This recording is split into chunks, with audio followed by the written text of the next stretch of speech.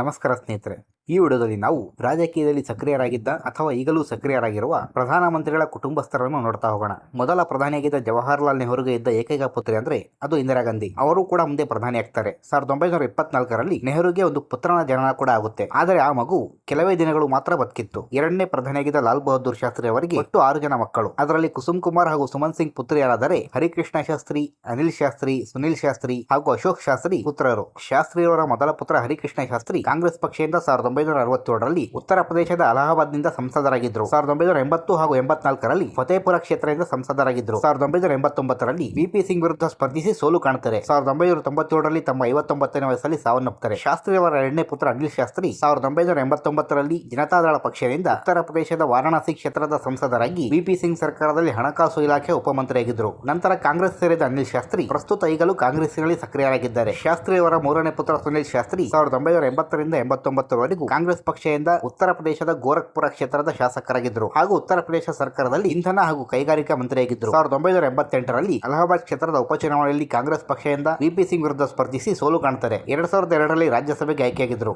2009ರಲ್ಲಿ BJP ಸೇರಿದ್ರು. 2021ರಲ್ಲಿ ಮತ್ತೆ ಕಾಂಗ್ರೆಸ್ಸಿಗೆ ವಾಪಸ್ಸಾಗಿದ್ದಾರೆ. ಶಾಸ್ತ್ರಿಯವರ ಮೊಮ್ಮಗ ಅಂದ್ರೆ ಪುತ್ರಿ ಸುಮನ್ ಸಿಂಗ್ ರವರ ಪುತ್ರ ಸಿದ್ಧಾರ್ಥನಾಥ್ ಸಿಂಗ್ 2017ರಲ್ಲಿ ಬಿಜೆಪಿ ಪಕ್ಷದಿಂದ ಉತ್ತರ ಪ್ರದೇಶದ ಶಾಸಕರಾಗಿ ಆದಿತ್ಯನಾಥ್ ಸರ್ಕಾರದಲ್ಲಿ ಖಾದಿ, ಗ್ರಾಮೋದ್ಯೋಗ, ಆರೋಗ್ಯ ಮತ್ತು ಕುಟುಂಬ ಕಲ್ಯಾಣ ಇಲಾಖೆ ಮಂತ್ರಿಯಾಗಿ ಕೆಲಸ ಮಾಡಿದ್ದಾರೆ. 2022ರಲ್ಲಿ ಮತ್ತೊಮ್ಮೆ ಗೆದ್ದು ಪ್ರಸ್ತುತ ಈಗಲೂ ಉತ್ತರ ಪ್ರದೇಶದ ಶಾಸಕರಾಗಿದ್ದಾರೆ. ಶಾಸ್ತ್ರಿರವರ ಮತ್ತೊಬ್ಬ ಮೊಮ್ಮಗ ಅಂದರೆ ಅನಿಲ್ ಶಾಸ್ತ್ರಿ ಅವರ ಪುತ್ರ ಆದರ್ಶ್ ಶಾಸ್ತ್ರಿ ಆಪಲ್ ಕಂಪನಿಯ ಕೆಲಸ ಬಿಟ್ಟು 2013ರಲ್ಲಿ ಆಮ್ ಆದ್ಮಿ ಪಕ್ಷ ಸೇರ್ತಾರೆ. 2014ರ ಲೋಕಸಭಾ ಚುನಾವಣೆಗೆ ಅಲಹಾಬಾದ್ ಕ್ಷೇತ್ರದಿಂದ ಆಮ್ ಆದ್ಮಿ ಪಕ್ಷದ ಅಭ್ಯರ್ಥಿಯಾಗಿ ಸ್ಪರ್ಧಿಸಿ ಸೋಲು ಕಾಣುತ್ತಾರೆ. 2015ರಲ್ಲಿ ದೆಹಲಿಯ ದ್ವಾರಕಾ ಕ್ಷೇತ್ರದಿಂದ ಶಾಸಕರಾಗಿ ಆಯ್ಕೆಯಾಗ್ತಾರೆ. 2020ರಲ್ಲಿ ಆಮ್ ಆದ್ಮಿ ಪಕ್ಷ ಬಿಟ್ಟು ಕಾಂಗ್ರೆಸ್ ಸೇರ್ತಾರೆ. ಆದರೆ 2020 ಹಾಗೂ 2025ರಲ್ಲಿ ನಡೆದ ಚುನಾವಣೆಗಳಲ್ಲಿ ಕಾಂಗ್ರೆಸ್ ಪಕ್ಷದಿಂದ ಸ್ಪರ್ಧಿಸಿ ಸೋತು 3ನೇ ಸ್ಥಾನ ಪಡ್ಕೊಳ್ತಾರೆ. ಮೂರನೇ ಪ್ರಧಾನಿಯಾಗಿದ್ದ ಇಂದಿರಾ ಗಾಂಧಿ ದಂಪತಿಗಳಿಗೆ ಇಬ್ಬರು ಮಕ್ಕಳು. ಒಬ್ಬರು ರಾಜೀವ್ ಗಾಂಧಿ, ಮತ್ತೊಬ್ಬರು ಸಂಜಯ್ ಗಾಂಧಿ. ರಾಜೀವ್ ಗಾಂಧಿ ಕೂಡ ಮುಂದೆ ಪ್ರಧಾನಿ ಆಗ್ತಾರೆ. ಸಂಜಯ್ ಗಾಂಧಿ ಚುನಾವಣೆಗೆ ಸ್ಪರ್ಧಿಸದೇ ಇದ್ದರೂ ಸಕ್ರಿಯವಾಗಿ ರಾಜಕೀಯದಲ್ಲಿ ಭಾಗವಹಿಸಿದ್ರು. ಅಮ್ಮ ಇಂದಿರಾ ಗಾಂಧಿ ಆಡಳಿತದಲ್ಲಿ ತಲೆ ಹಾಕ್ತಾ ಇದ್ರು. ತುರ್ತು ಪರಿಸ್ಥಿತಿ ತರುವಲ್ಲಿ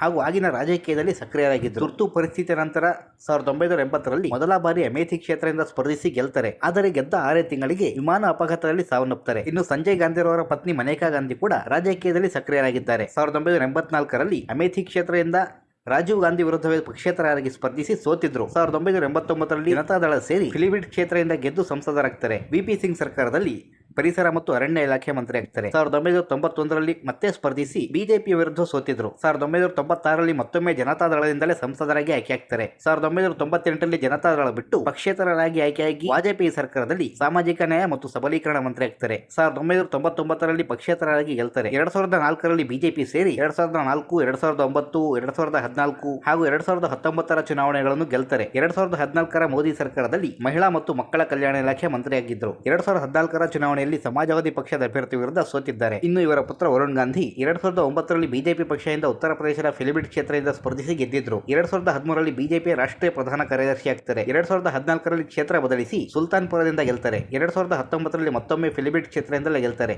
ಆದರೆ ಪಕ್ಷದ ವಿರುದ್ಧ ಅಸಮಾಧಾನ ಹೊರಹಾಕಿದ್ದ ವರುಣ್ ಗಾಂಧಿಗೆ 2024ರ ಚುನಾವಣೆಗೆ ಬಿಜೆಪಿಯ ಟಿಕೆಟ್ ಸಿಗೋದಿಲ್ಲ. ವರುಣ್ ಗಾಂಧಿ ಸ್ಪರ್ಧೆ ಮಾಡಿಲ್ಲ. 4ನೇ ಪ್ರಧಾನಿಯಾಗಿದ್ದ ಮೊರಾರ್ಜಿ ದೇಸಾಯಿ ಅವರಿಗೆ ಒಟ್ಟು 5 ಮಕ್ಕಳು. ಅದರಲ್ಲಿ ಬದುಕಿ ಉಳಿದಿದ್ದು ಕೇವಲ 3 ಜನ ಮಾತ್ರ. ವೀರುಮತಿ, ಇಂದುಮತಿ ಹಾಗೂ ಕಾಂತಿಲಾಲ್ ದೇಸಾಯಿ. ವೀರುಮತಿ ರಮಣ್ಲಾಲ್ ದೇಸಾಯಿ ಎನ್ನುವರನ್ನು ಮದುವೆಯಾಗಿದ್ದರು. 20ರ ದಶಕದಲ್ಲಿ ಸಾವನ್ನಪ್ಪಿದ್ದಾರೆ. ಎರಡನೇ ಪುತ್ರಿ ಇಂದುಮತಿ ವೈದ್ಯಕೀಯ ಶಿಕ್ಷಣ ಪಡಿತಾ ಇದ್ರು. 1953ರಲ್ಲಿ ಆತ್ಮಹತ್ಯೆ ಮಾಡಿಕೊಂಡು ಸಾವನ್ನಪ್ಪುತ್ತಾರೆ. ಇನ್ನು ಇವರ ಏಕೈಕ ಪುತ್ರ ಕಾಂತಿಲಾಲ್ ದೇಸಾಯಿ ರಾಜಕೀಯದಿಂದ ದೂರ ಇದ್ರು. ಆದರೆ ಇವರ ಮೊಮ್ಮಗ ಅಂದರೆ ಮೊರಾರ್ಜಿ ದೇಸಾಯಿ ರವರ ಮರಿ ಮೊಮ್ಮಗ ರಾಜಕೀಯದಲ್ಲಿ ಸಕ್ರಿಯರಾಗಿದ್ದಾರೆ. ಬಿಜೆಪಿ ಪಕ್ಷದ ಯುವ ಮೋರ್ಚಾದ ರಾಷ್ಟ್ರೀಯ ಉಪಾಧ್ಯಕ್ಷರಾಗಿದ್ದಾರೆ. 5ನೇ ಪ್ರಧಾನಿಯಾಗಿದ್ದ ಚರಣ್ ಸಿಂಗ್ ರವರಿಗೆ ಒಟ್ಟು 6 ಮಕ್ಕಳು. 5 ಜನ ಪುತ್ರಿಯರು, ಒಬ್ಬ ಪುತ್ರ. ಸತ್ಯವತಿ, ವೇದವತಿ, ಜ್ಞಾನವತಿ, ಸರೋಜ್ ಹಾಗೂ ಶಾರದಾ ಪುತ್ರಿಯರಾದರೆ ಅಜಿತ್ ಸಿಂಗ್ ಏಕೈಕ ಪುತ್ರ. ಸತ್ಯವತಿ ಗುರುದತ್ ಸೋಲಂಕಿ ಅವರನ್ನು ಮದುವೆಯಾಗಿದ್ರು. 2013ರಲ್ಲಿ ಸಾವನ್ನಪ್ಪಿದ್ದಾರೆ. ಎರಡನೇ ಪುತ್ರಿ ವೇದವತಿ ಡಾಕ್ಟರ್ ಜೈಪಾಲ್ ಸಿಂಗ್ ರವರನ್ನು ಮದುವೆಯಾಗಿದ್ರು. 2012ರಲ್ಲಿ ಸಾವನ್ನಪ್ಪಿದ್ದಾರೆ. ಮೂರನೇ ಪುತ್ರಿ ಜ್ಞಾನವತಿ ಸತ್ಯೇಂದ್ರ ಪ್ರಸನ್ನ ಸಿಂಗ್ ರವರನ್ನು ಮದುವೆಯಾಗಿದ್ರು. 2018ರಲ್ಲಿ ಸಾವನ್ನಪ್ಪಿದ್ದಾರೆ. 4ನೇ ಪುತ್ರಿ ಸರೋಜ್ ಅವಿನಾಶ್ ವರ್ಮಾ ಅವರನ್ನು ಮದುವೆಯಾಗಿದ್ರು. 1987ರಲ್ಲೇ ಸಾವನ್ನಪ್ಪಿದ್ದಾರೆ. 5ನೇ ಪುತ್ರಿ ಶಾರದಾ ವಸುದೇವ್ ಸಿಂಗ್ ರವರನ್ನು ಮದುವೆಯಾಗಿದ್ರು. 2024ರಲ್ಲಿ ಸಾವನ್ನಪ್ಪಿದ್ದಾರೆ. ಚರಣ್ ಸಿಂಗ್ ರವರ ಏಕೈಕ ಪುತ್ರ ಅಜಿತ್ ಸಿಂಗ್ 1986ರಲ್ಲಿ ತಮ್ಮ ತಂದೆಯ ಲೋಕದಳ ಪಕ್ಷದಿಂದ ರಾಜಕೀಯ ಪ್ರಾರಂಭಿಸಿದ್ರು. ಅದೇ ವರ್ಷ ರಾಜ್ಯಸಭೆಗೆ ಆಯ್ಕೆಯಾಗ್ತಾರೆ. 1988ರಲ್ಲಿ ತಮ್ಮ ಪಕ್ಷವನ್ನು ಜನತಾ ಪಾರ್ಟಿಯೊಂದಿಗೆ ವಿಲೀನ ಮಾಡಿ ಜನತಾ ಪಾರ್ಟಿಯ ರಾಷ್ಟ್ರೀಯ ಅಧ್ಯಕ್ಷರಾಗ್ತಾರೆ. 1989ರಲ್ಲಿ ಜನತಾ ದಳ ಸೇರಿ ರಾಷ್ಟ್ರೀಯ ಪ್ರಧಾನ ಕಾರ್ಯದರ್ಶಿ ಆಗ್ತಾರೆ ಹಾಗೂ ಬಾಗ್ಪತ್ ಕ್ಷೇತ್ರದಿಂದ ಲೋಕಸಭೆಗೆ ಆಯ್ಕೆಯಾಗಿ ವಿಪಿ ಸಿಂಗ್ ಸರ್ಕಾರದಲ್ಲಿ ಕೈಗಾರಿಕಾ ಮಂತ್ರಿ ಆಗ್ತಾರೆ. 1991ರಲ್ಲಿ ಮತ್ತೊಮ್ಮೆ ಲೋಕಸಭೆಗೆ ಆಯ್ಕೆಯಾಗಿ ಪಿ.ವಿ. ನರಸಿಂಹರಾವ್ ಸರ್ಕಾರದಲ್ಲಿ ಆಹಾರ ಮಂತ್ರಿ ಆಗ್ತಾರೆ. ಕಾಂಗ್ರೆಸ್ ಸೇರಿ ಕಾಂಗ್ರೆಸ್ ಪಕ್ಷದಿಂದ ಲೋಕಸಭೆಗೆ ಆಯ್ಕೆ ಆಗ್ತಾರೆ. ಆದರೆ ಒಂದೇ ವರ್ಷಕ್ಕೆ ಪಕ್ಷಕ್ಕೆ ಹಾಗೂ ಸಂಸದ ಸ್ಥಾನಕ್ಕೆ ರಾಜೀನಾಮೆ ಕೊಟ್ಟು ಭಾರತೀಯ ಕಿಸಾನ್ ಕಾಮ್ಗಾರ್ ಪಾರ್ಟಿ ಎಂಬ ಸ್ವಂತ ಪಕ್ಷ ಕಟ್ಟಿ ಮತ್ತೊಮ್ಮೆ ಉಪಚುನಾವಣೆ ಮೂಲಕ ಲೋಕಸಭೆಗೆ ಆಯ್ಕೆ ಆಗ್ತಾರೆ. 1999ರಲ್ಲಿ ತಮ್ಮ ಪಕ್ಷದ ಹೆಸರನ್ನು ರಾಷ್ಟ್ರೀಯ ಲೋಕದಳ ಎಂದು ಬದಲಾಯಿಸುತ್ತಾರೆ. 1998ರ ಚುನಾವಣೆ ಸೋತಿದ್ರು. 1999ರಲ್ಲಿ ಮತ್ತೊಮ್ಮೆ ಗೆದ್ದು ವಾಜಪೇಯಿ ಸರ್ಕಾರದಲ್ಲಿ ಕೃಷಿ ಮಂತ್ರಿ ಆಗ್ತಾರೆ. ಮುಂದೆ 2004 ಹಾಗೂ 9ರ ಚುನಾವಣೆಗಳನ್ನು ಕೂಡ ಗೆಲ್ತಾರೆ. 2011ರಲ್ಲಿ ಮನಮೋಹನ್ ಸಿಂಗ್ ಸರ್ಕಾರದಲ್ಲಿ ನಾಗರಿಕ ವಿಮಾನಯಾನ ಮಂತ್ರಿ ಆಗ್ತಾರೆ. 2014ರಲ್ಲಿ ಬಿಜೆಪಿ ವಿರುದ್ಧ ಸೋಲು ಕಂಡಿದ್ರು. 2019ರಲ್ಲಿ ಕ್ಷೇತ್ರ ಬದಲಿಸಿ ಮುಜಾಫರ್ ನಗರದಿಂದ ಸ್ಪರ್ಧಿಸಿ ಬಿಜೆಪಿ ಅಭ್ಯರ್ಥಿ ವಿರುದ್ಧ ಸೋಲು ಕಾಣುತ್ತಾರೆ. 2021ರಲ್ಲಿ ಸಾವನ್ನಪ್ಪಿದ್ದಾರೆ. ಇನ್ನು ಇವರ ಪುತ್ರ ಅಂದರೆ ಚರಣ್ ಸಿಂಗ್ ರವರ ಮೊಮ್ಮಗ ಜಯಂತ್ ಚೌಧರಿ 2009ರಲ್ಲಿ ರಾಷ್ಟ್ರೀಯ ಲೋಕದಳ ಪಕ್ಷದಿಂದ ಮಥುರಾ ಕ್ಷೇತ್ರದಲ್ಲಿ ಸ್ಪರ್ಧಿಸಿ ಸಂಸದರಾಗಿ ರಾಜಕೀಯ ಪ್ರಾರಂಭ ಮಾಡಿದ್ರು. 2012ರಲ್ಲಿ ಉತ್ತರ ಪ್ರದೇಶ ವಿಧಾನಸಭೆಗೆ ಸ್ಪರ್ಧಿಸಿ ಗೆದ್ದು ಶಾಸಕರಾಗಿದ್ದರು. ಆದರೆ ರಾಜೀನಾಮೆ ಕೊಟ್ಟು ಸಂಸದರಾಗಿ ಮುಂದುವರಿತಾರೆ. ಮುಂದೆ 2014 ಹಾಗೂ 19ರ ಚುನಾವಣೆಗಳನ್ನು ಸ್ಪರ್ಧಿಸಿ ಸೋಲು ಕಾಣ್ತಾರೆ. 2021ರಲ್ಲಿ ಇವರ ತಂದೆಯ ಸಾವಿನ ನಂತರ ರಾಷ್ಟ್ರೀಯ ಲೋಕದಳದ ರಾಷ್ಟ್ರೀಯ ಅಧ್ಯಕ್ಷರಾಗಿ 2020ರಲ್ಲಿ ಸಮಾಜವಾದಿ ಪಕ್ಷದ ಬೆಂಬಲದೊಂದಿಗೆ ರಾಜ್ಯಸಭೆಗೆ ಆಯ್ಕೆ ಆಗ್ತಾರೆ. 2024ರ ಚುನಾವಣೆ ಹೊತ್ತಿಗೆ ಬಿಜೆಪಿ ಜೊತೆ ಮೈತ್ರಿ ಮಾಡಿಕೊಂಡು ಲೋಕಸಭೆಗೆ ಆಯ್ಕೆಯಾಗಿ ಪ್ರಸ್ತುತ ಬಿಜೆಪಿ ಸರ್ಕಾರದಲ್ಲಿ ಕೌಶಲ್ಯಾಭಿವೃದ್ಧಿ ಹಾಗೂ ಶಿಕ್ಷಣ ಇಲಾಖೆಗಳ ರಾಜ್ಯ ಮಂತ್ರಿಯಾಗಿದ್ದಾರೆ. 6ನೇ ಪ್ರಧಾನಿಯಾಗಿದ್ದ ರಾಜೀವ್ ಗಾಂಧಿ ಅವರಿಗೆ ಇಬ್ಬರು ಮಕ್ಕಳು, ಒಬ್ಬರು ರಾಹುಲ್ ಗಾಂಧಿ ಮತ್ತೊಬ್ಬರು ಪ್ರಿಯಾಂಕಾ ಗಾಂಧಿ. 2004ರಿಂದಲೂ ಅಮೇಥಿ ಕ್ಷೇತ್ರದಿಂದ ಗೆಲ್ಲುತ್ತಾ ಬಂದಿದ್ದ ರಾಹುಲ್ ಗಾಂಧಿ ತಮ್ಮದೇ ಸರ್ಕಾರ ಇದ್ದರೂ ಸರ್ಕಾರದಲ್ಲಿ ಯಾವುದೇ ಹುದ್ದೆ ಹೊಂದಿರಲಿಲ್ಲ. 2017ರಿಂದ 19ರವರೆಗೂ ರಾಷ್ಟ್ರೀಯ ಕಾಂಗ್ರೆಸ್ನ ಅಧ್ಯಕ್ಷರಾಗಿದ್ದರು. 2019ರಲ್ಲಿ ಅಮೇಥಿ ಕ್ಷೇತ್ರ ಜೊತೆ ಕೇರಳದ ವಯನಾಡಿನಿಂದ ಕೂಡ ಸ್ಪರ್ಧಿಸಿ ಅಮೇಥಿಯಲ್ಲಿ ಸೋತು ವಯನಾಡಿನ ಸಂಸದರಾಗ್ತಾರೆ. 2024ರಲ್ಲಿ ವಯನಾಡಿನ ಜೊತೆ ಉತ್ತರ ಪ್ರದೇಶದ ರಾಯ್ಬರೇಲಿ ಕ್ಷೇತ್ರದಿಂದ ಕೂಡ ಸ್ಪರ್ಧಿಸಿ ಎರಡೂ ಕಡೆ ಗೆದ್ದಿದ್ರು. ವಯನಾಡಿಗೆ ರಾಜೀನಾಮೆ ಕೊಟ್ಟು ರಾಯ್ಬರೇಲಿಯ ಸಂಸದರಾಗಿದ್ದಾರೆ ಹಾಗೂ ಪ್ರಸ್ತುತ ಲೋಕಸಭೆಯ ವಿಪಕ್ಷ ನಾಯಕರಾಗಿದ್ದಾರೆ. ರಾಜೀವ್ ಗಾಂಧಿರವರ ಪುತ್ರಿ ಪ್ರಿಯಾಂಕಾ ಗಾಂಧಿ ಮೂಲತಃ ರಾಜಕೀಯ ಕುಟುಂಬವಾದರೂ ಅಧಿಕೃತವಾಗಿ ರಾಜಕೀಯ ಪ್ರವೇಶ ಮಾಡಿದ್ದು 2019ರಲ್ಲಿ ರಾಷ್ಟ್ರೀಯ ಕಾಂಗ್ರೆಸ್ನ ಪ್ರಧಾನ ಕಾರ್ಯದರ್ಶಿ ಆಗುವ ಮೂಲಕ 2022ರಲ್ಲಿ ಉತ್ತರ ಪ್ರದೇಶದ ಚುನಾವಣಾ ಉಸ್ತುವಾರಿ ವಹಿಸಿಕೊಳ್ತಾರೆ. 2024ರ ಚುನಾವಣೆಯಲ್ಲಿ ರಾಹುಲ್ ಗಾಂಧಿ ವಯನಾಡಿಗೆ ರಾಜೀನಾಮೆ ಕೊಟ್ಟ ಮೇಲೆ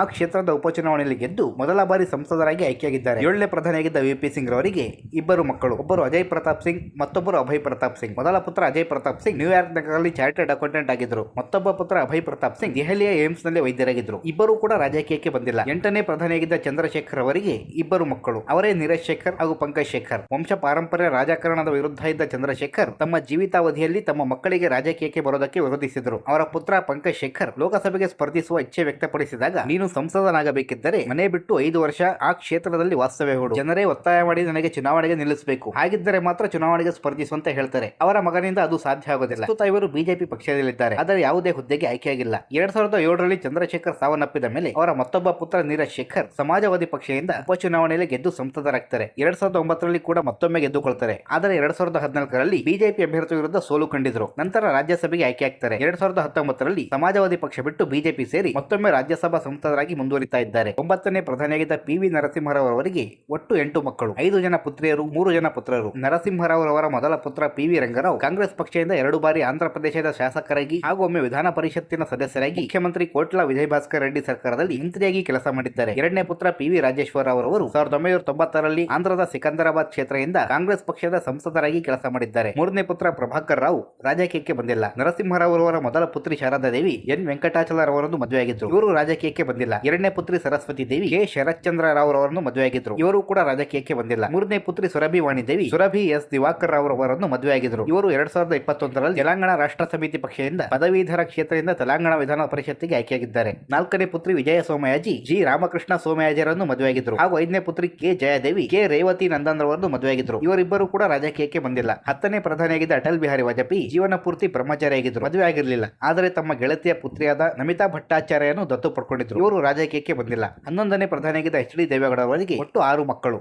H D Revanna, H D Kumaraswamy, H D Balakrishna Gowda ಹಾಗೂ ಎಚ್ ಡಿ ರಮೇಶ್ ರವರು ಪುತ್ರರಾದರೆ ಎಚ್ ಡಿ ಅನಸೂಯ ಹಾಗೂ ಎಚ್ ಡಿ ಶೈಲಜಾ ಪುತ್ರಿಯರು. ಮೊದಲ ಪುತ್ರ ಎಚ್ ಡಿ ರೇವಣ್ಣ 1994ರಲ್ಲಿ ಹಳೇನರಸೀಪುರ ಕ್ಷೇತ್ರದಿಂದ ಮೊದಲ ಬಾರಿ ವಿಧಾನಸಭೆಗೆ ಆಯ್ಕೆ ಆಗ್ತಾರೆ. 1999 ಹಾಗೂ 2004ರಲ್ಲಿ ಮತ್ತೊಮ್ಮೆ ಆರಿಸಿ ಬಂದು ಧರಮ್ ಸಿಂಗ್ ಸರ್ಕಾರದಲ್ಲಿ ಲೋಕೋಪಯೋಗಿ ಮಂತ್ರಿ ಆಗ್ತಾರೆ. 2008, 13, 18 ಹಾಗೂ 2023ರಲ್ಲಿ ಸತತವಾಗಿ ಶಾಸಕರಾಗಿ ಆಯ್ಕೆಯಾಗಿ 2018ರ ಕುಮಾರಸ್ವಾಮಿ ಸರ್ಕಾರದಲ್ಲಿ ಮತ್ತೊಮ್ಮೆ ಲೋಕೋಪಯೋಗಿ ಮಂತ್ರಿಯಾಗಿ ಕೆಲಸ ಮಾಡಿದ್ದಾರೆ. 2ನೇ ಪುತ್ರ ಎಚ್ ಡಿ ಕುಮಾರಸ್ವಾಮಿ 1990ರಲ್ಲಿ ಕನಕಪುರ ಕ್ಷೇತ್ರದ ಸಂಸದರಾಗಿ ಆಯ್ಕೆಯಾಗಿ ರಾಜಕೀಯ ಪ್ರಾರಂಭ ಮಾಡಿ ರಾಜ್ಯದ ವಿಪಕ್ಷ ನಾಯಕರಾಗಿ ಹಾಗೂ ಮುಖ್ಯಮಂತ್ರಿಯಾಗಿ ಸಹ ಕೆಲಸ ಮಾಡಿದ್ದಾರೆ. ಪ್ರಸ್ತುತ ಕೇಂದ್ರದ ಬೃಹತ್ ಕೈಗಾರಿಕೆ ಹಾಗೂ ಉಕ್ಕು ಮಂತ್ರಿಯಾಗಿದ್ದಾರೆ. ದೇವೇಗೌಡರ 3ನೇ ಪುತ್ರ ಬಾಲಕೃಷ್ಣ ಗೌಡರವರು ರಾಜಕೀಯಕ್ಕೆ ಬರದೆ ಕೆಎಎಸ್ ಅಧಿಕಾರಿಯಾಗಿದ್ದರು. 1985ರಲ್ಲಿ ಅಧಿಕಾರ ವಹಿಸಿಕೊಂಡಿದ್ರು. 2005ರಲ್ಲಿ ಸ್ವಯಂ ನಿವೃತ್ತಿ ಪಡ್ಕೊಂಡಿದ್ದಾರೆ. ನಾಲ್ಕನೇ ಪುತ್ರ ಎಚ್ ಡಿ ರಮೇಶ್ ಅವರು ರಾಜಕೀಯಕ್ಕೆ ಬರದೆ ವೈದ್ಯರಾಗಿದ್ದಾರೆ. ಇವರ ಪತ್ನಿಯ ತಂದೆ ಡಿ.ಸಿ. ತಮ್ಮಣ್ಣ ಮದ್ದೂರಿಂದ 3 ಬಾರಿ ಶಾಸಕರಾಗಿದ್ದಾರೆ. ದೇವೇಗೌಡರ ಮೊದಲ ಪುತ್ರಿ ಅನಸೂಯರವರು ಜಯದೇವರ ಹೃದ್ರೋಗ ಆಸ್ಪತ್ರೆಯ ನಿರ್ದೇಶಕರಾಗಿದ್ದ ಸಿ.ಎನ್. ಮಂಜುನಾಥ್ ಅವರನ್ನು ಮದುವೆಯಾಗಿದ್ದರು. ಇವರು ರಾಜಕೀಯಕ್ಕೆ ಪ್ರವೇಶ ಮಾಡಿಲ್ಲ. ಇವರ ಪತಿ ಸಿ.ಎನ್. ಮಂಜುನಾಥ್ ಹುದ್ದೆಯಲ್ಲಿ ಇರುವವರೆಗೂ ರಾಜಕೀಯಕ್ಕೆ ಬಂದಿರಲಿಲ್ಲ. ನಿವೃತ್ತಿ ಹೊಂದಿದ ಮೇಲೆ 2024ರಲ್ಲಿ ಬಿಜೆಪಿ ಪಕ್ಷದಿಂದ ಬೆಂಗಳೂರು ಗ್ರಾಮಾಂತರದ ಸಂಸದರಾಗಿ ಆಯ್ಕೆಯಾಗಿದ್ದಾರೆ. ಇವರ ತಮ್ಮ ಸಿ.ಎನ್. ಬಾಲಕೃಷ್ಣ ಅವರು ಶ್ರವಣಬೆಳಗೊಳದಲ್ಲಿ ಜೆಡಿಎಸ್ ಪಕ್ಷದ ಶಾಸಕರಾಗಿದ್ದಾರೆ. ಎರಡನೇ ಪುತ್ರಿ ಎಚ್ ಡಿ ಶೈಲಜಾರವರು ವೈದ್ಯರಾಗಿರುವ ಎಚ್.ಎಸ್. ಚಂದ್ರಶೇಖರನ್ನು ಮದುವೆಯಾಗಿದ್ದರು. ಇವರು ಕೂಡ ರಾಜಕೀಯಕ್ಕೆ ಬಂದಿಲ್ಲ.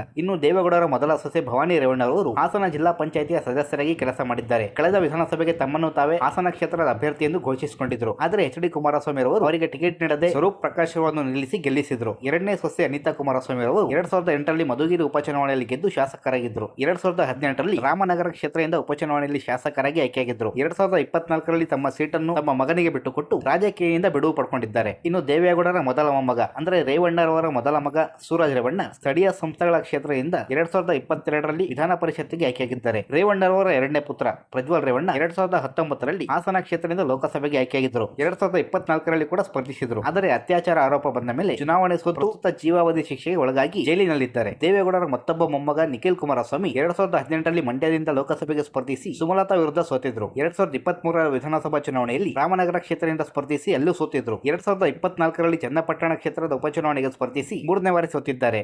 12ನೇ ಪ್ರಧಾನಿಯಾಗಿದ್ದ ಐಕೆ ಗುಜ್ರಾಲ್ ರವರಿಗೆ ನರೇಶ್ ಗುಜ್ರಾಲ್ ಹಾಗೂ ವಿಶಾಲ್ ಗುಜ್ರಾಲ್ ಅನ್ನೋ ಇಬ್ಬರು ಮಕ್ಕಳು. ಅದರಲ್ಲಿ ನರೇಶ್ ಗುಜ್ರಾಲ್ ರವರು ಶಿರೋಮಣಿ ಅಕಾಲಿ ದಳ ಪಕ್ಷದಿಂದ 2004ರ ಲೋಕಸಭಾ ಚುನಾವಣೆಗೆ ಸ್ಪರ್ಧಿಸಿ ಸೋತಿದ್ರು. 2007ರಲ್ಲಿ ರಾಜ್ಯಸಭೆಗೆ ಆಯ್ಕೆಯಾಗಿ 2022ವರೆಗೂ ಸಂಸದರಾಗಿದ್ದರು. 13ನೇ ಪ್ರಧಾನಿಯಾಗಿದ್ದ ಮನಮೋಹನ್ ಸಿಂಗ್ ರವರಿಗೆ ಉಪಿಂದರ್ ಸಿಂಗ್, ದಮನ್ ಸಿಂಗ್ ಹಾಗೂ ಅಮೃತಾ ಸಿಂಗ್ ಅನ್ನೋ 3 ಪುತ್ರಿಯರು. ಮೊದಲ ಪುತ್ರಿ ಉಪಿಂದರ್ ಸಿಂಗ್ ಹರಿಯಾಣದ ಅಶೋಕ ಯೂನಿವರ್ಸಿಟಿಯಲ್ಲಿ ಇತಿಹಾಸದ ಪ್ರೊಫೆಸರ್ ಆಗಿದ್ದಾರೆ. ಎರಡನೇ ಪುತ್ರಿ ದಮನ್ ಸಿಂಗ್ ಸಾಹಿತಿಯಾಗಿದ್ದಾರೆ. ಮೂರನೇ ಪುತ್ರಿ Amrita Singh American civil liberties union ಸಂಸ್ಥೆಯಲ್ಲಿ ವಕೀಲರಾಗಿದ್ದಾರೆ. ಸಿಂಗ್ ಕುಟುಂಬದ ಯಾರು ಕೂಡ ರಾಜಕೀಯಕ್ಕೆ ಬಂದಿಲ್ಲ. 14ನೇ ಪ್ರಧಾನಿಯಾಗಿದ್ದ ನರೇಂದ್ರ ಮೋದಿ ವೈವಾಹಿಕ ಜೀವನ ತ್ಯಜಿಸುವುದರಿಂದ ಅವರಿಗೆ ಮಕ್ಕಳಿಲ್ಲ. ಅವರ ಕುಟುಂಬದ ಯಾರು ಕೂಡ ರಾಜಕೀಯಕ್ಕೆ ಬಂದಿಲ್ಲ. ಸೊ ಇದಾಗಿತ್ತು ಸ್ನೇಹಿತರೆ, ರಾಜಕೀಯದಲ್ಲಿ ಸಕ್ರಿಯರಾಗಿರುವ ಪ್ರಧಾನಿಗಳ ಕುಟುಂಬಸ್ಥರ ಬಗ್ಗೆ ತಿಳಿಸಿಕೊಳ್ಳುವಂತಹ ಪ್ರಯತ್ನ. ನಮ್ಮ ವರದಿ ಇಷ್ಟ ಆಗಿದ್ರೆ ಲೈಕ್ ಮಾಡಿ, ಶೇರ್ ಮಾಡಿ ಹಾಗೂ ನಮ್ಮ ಚಾನಲ್ ಅನ್ನು ಸಬ್ಸ್ಕ್ರೈಬ್ ಮಾಡ್ಕೊಳ್ಳಿ.